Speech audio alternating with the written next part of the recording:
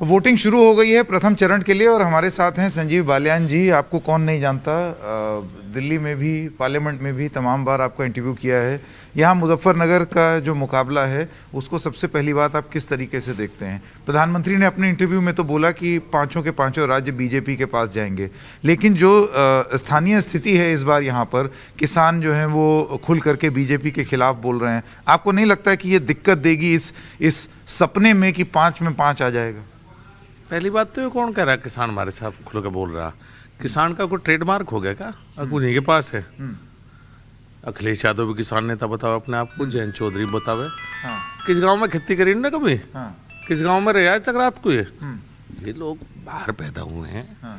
इनके पिताजी दादाजी किसान थे। हाँ। ये किसान का नाम इस्तेमाल कर रहे। इन्हें तो मटरकार को भिगांतर नहीं पता। कैसे पेड़ों पूछ लेना। ये किसान को ऐसा मत कहो भाई। किसान का ये कहना है कि इनके पास कॉपीराइट नहीं है कि ये अपने आप को किसान कहें। ठीक, मैं यही कहना चाहता हूँ, किसान एक बहुत बड़ा शब्द है और इस देश में 2 ही लोगों का सम्मान है, सेना का और किसान का।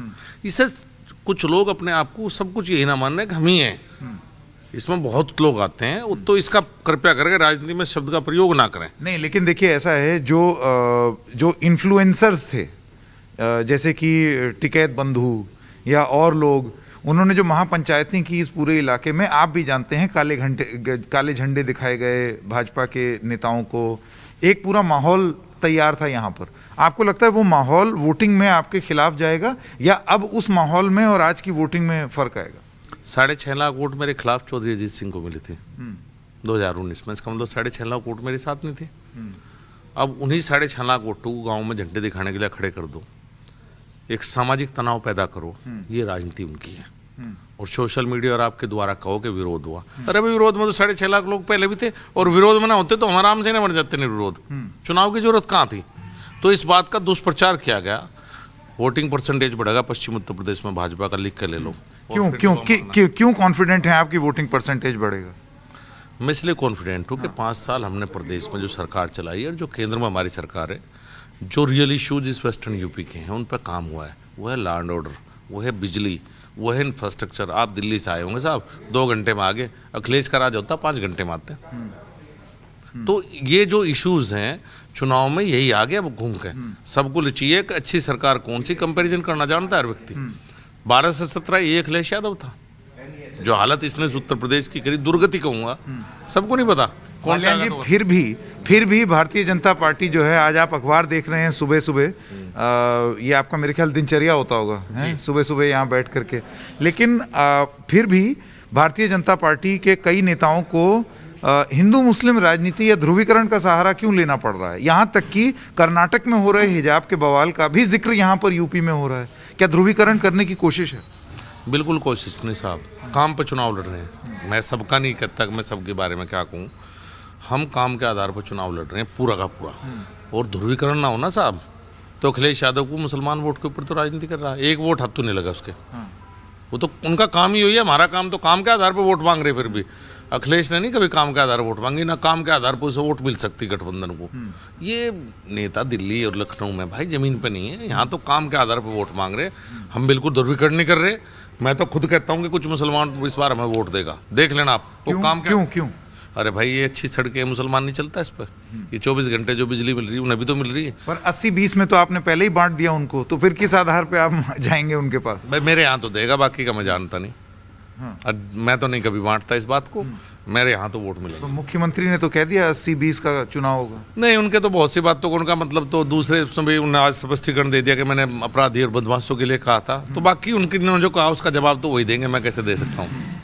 यहाँ की जो परिस्थितियां हैं, आपको लगता है कि वो धीरे धीरे एक माहौल पूर्व की ओर भी जाएगा? क्योंकि किसान आंदोलन सबसे ज्यादा तीव्र यहाँ पर था बालियान जी। आपको लगता है कि उसका असर, जो वो आंदोलन 1 साल तक था, उसका असर चुनावी वोटिंग पर नहीं होगा? देखिए, पहली बात तो देश के सारे आंदोलन हम ही चलाते हैं। यही नहीं। सबसे बड़े किसानों के अगर 2 नेता इस देश में है तो दोनों इसी क्षेत्र में हुए हैं, चौधरी महेंद्र सिंह टिकैत और चौधरी चरण सिंह। तो आंदोलन तो हमारे स्वभाव का अंग है, आप ये कह सकते हैं। अब जब चुनाव है तो बताया ना, चुनाव आंदोलन दोनों के ही वंशज अब आपके साथ नहीं है। कोई देखो दो तरह की है, उनकी राजनीतिक विचारधारा के वंशज हम भी हो सकते हैं, ऐसा तो नहीं कि नहीं है। और चौधरी चरण सिंह की सारी बात मतलब चौधरी चरण सिंह और महेंद्र सिंह टिकैत जी के राजनीतिक वंशज आप अपने आप को मानते हैं, और उनके जो पुत्र हैं या उनके जो परिवार वाले उनको नहीं मानते? देखिए मैं कह रहा हूँ कि मैं भी हो सकता हूँ, वे भी हो सकते हैं। चौधरी चरण सिंह की विचारधारा का नाम है, और वो कह के गए थे, उनकी सारी बात तो और मान ली। ये बात नहीं माननी कि भाई मेरे परिवार में मेरे बाद में मेरा बेटा इंजीनियर है, अमेरिका पूछ लें भाषण है उनके, भाई इन्हें किसान का नहीं पता जाता, अपने हिसाब से चुनना। परिवारवाद की राजनीति में वो खिलाफ थे व्यक्तिगत रूप से चौधरी चरण सिंह। तो अगर हम उनकी बात करते हैं तो हम भी उनके हो सकते हैं, क्या दिक्कत है भाई? प्रॉपर्टी चाहे जैन चौधरी ले लो, लेकिन राजनीतिक जो उनकी विचारधारा है उसमें तो का हिस्सा। जमीन पे आपको नहीं लगता है कि जाटों में एक सेंटिमेंट ये जरूर आएगा, एक जज्बात जरूर होंगे कि जैसे बहुत सारे किसानों का सिसौली में और मुजफ्फरनगर में कहना था हमने चौधरी साहब के साथ बड़ा गलत कर दिया बीजेपी के साथ जा करके। अब हो सकता है ये एक तरफ के लोग हों, लेकिन आपको लगता है कि ये जो सेंटिमेंट है, ये भाव है, ये वोटिंग में भी आ सकता है कि हम बीजेपी के साथ हो लिए, चौधरी साहब के साथ गलत कर दिया, अब चलिए इसको दोष को सुधार ले? देखिए बंटवारा हर जगह होता है, हर जाति उसमें होता है, और अगर ये सेंटीमेंट जिस दिन खत्म हो जाएगा ना, उस दिन के पल्ले एक वोट नहीं पावे। जो वोट है सेंटीमेंट की तो है, उसके अलावा किया क्या ऐसा भी है तो बताओ, है कहाँ? चुनाव में, लोकसभा में, विधानसभा में 2 साल का छुट्टी मनाते हैं, फिर विधानसभा चुनाव में आगे, अब छुट्टी मनाने फिर चले जाएंगे, फिर लोकसभा चुनाव मांगे। ये जो नेता हैं बड़े बड़े, और है क्या इनके पास सेंटीमेंट के अलावा? कुछ वोट सबको मिलेंगे। वो छुट्टी मना रहे हैं, लेकिन आप जमीन पर आ करके क्या कर रहे हैं, ये भी तो एक सवाल होगा। क्योंकि वो जो सवाल आपसे उठे कि आप भले ही जमीन पर रहे, लेकिन जमीन पर रहकर आपने किया क्या? और वो आरोप थे कि किया ध्रुवीकरण, किया एक ऐसा कानून जिसकी वजह से लोगों को यहाँ तकलीफ हुई।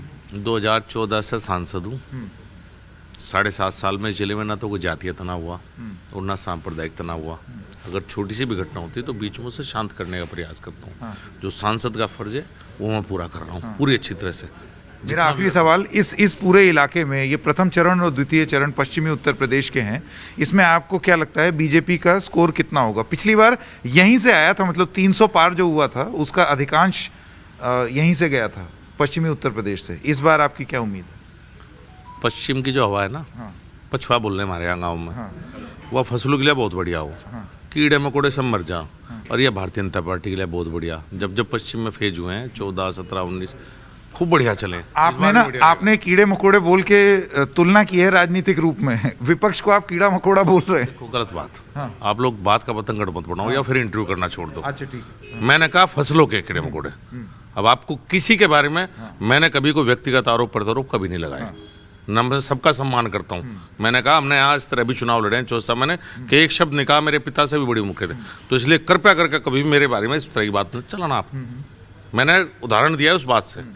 हवा हमारी पार्टी के लिए मुफीद है और बढ़िया रहेगी, हवा खूब बढ़िया चलेगी और खूब सीट मिलेंगी और पहले से ज्यादा वोट मिलेंगे। संजीव बालियान जी, बहुत बहुत धन्यवाद एनडीटीवी से बात करने के लिए।